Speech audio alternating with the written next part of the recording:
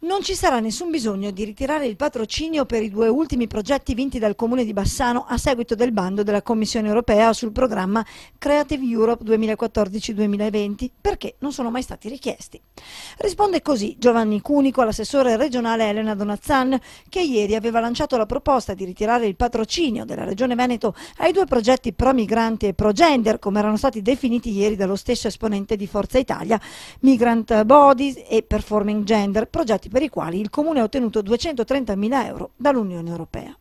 Sviluppare una ricerca internazionale e condivisa sul tema delle migrazioni, utilizzando il linguaggio delle arti e della danza, quello che si propone di fare il primo dei due progetti, nato, come ricorda l'assessore alla cultura Giovanni Cunico, ancora nel 2006, quando la guida della città era Bizzotto, sindaco di centrodestra. Del secondo progetto, Performing Gender, il Comune di Bassano è solo partner, evidenzia ancora Cunico, che dichiara: questo modo di fare politica esprime la massima incapacità di saper andare oltre i propri steccati ideologici, mettendo davanti il proprio tornaconto politico rispetto al bene della città e del territorio.